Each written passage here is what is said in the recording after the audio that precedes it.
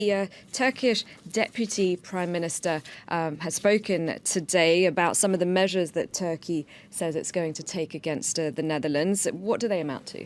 Well, on paper, they don't amount to very much. They're mostly diplomatic measures that are aimed at making it more difficult for Dutch politicians to go to the Netherlands, for negotiations to take place between the Netherlands and Turkey. They've banned the existing ambassador of the Netherlands to Turkey from returning, at least for the meantime. Turkish diplomats are banned from overflying Turkey, for instance. And, you know, as Mark Rutte, the Dutch Prime Minister, said, they don't really amount to very much, but, you know, they shouldn't be doing this anyway because we're the ones who ought to be offended.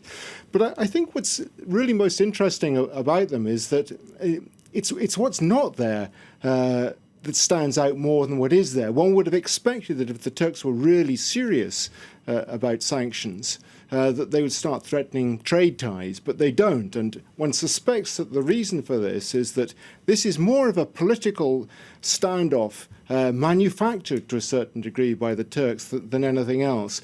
President Erdogan is trying to use this for political effect inside Turkey, with just a month to go to the referendum on April the 16th, in which he hopes to get the go-ahead for stronger presidential powers. It suits his purpose for there to be tensions between not just Holland or the Netherlands and Turkey, but also with Germany and other countries in Europe as well. He is able, in these circumstances, to present himself as the tough leader who is able to stand up to Europe, whereas no other Turkish leaders are able to do so. Hence his decision to carry on ramping up the ante, despite appeals by the head of NATO, despite appeals by Federica Mogherini, the chief foreign policy person for the European Union.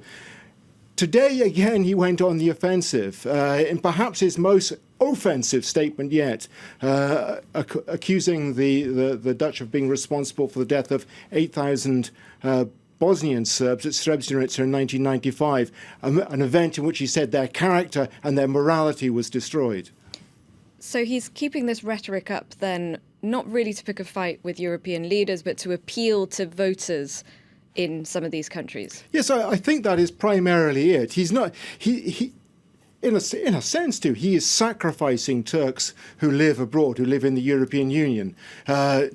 There's no doubt that the Turks in Holland, for instance, will be looking askance at this. They're going to be coming under even more pressure as a consequence. But yes, I think the prime target here for President Erdogan is that vote on April the 16th. He's trying to garner as many votes as possible, both within the European Union, where the 1.4 million Turkish voters in Germany, for instance, 250,000 in Holland. He's trying to ramp up the ante to try and get them to turn and support him, to look at him as the man capable of looking after the foreign policy and long-term interests of Turkey. All right, thank you very much for your analysis, Rob.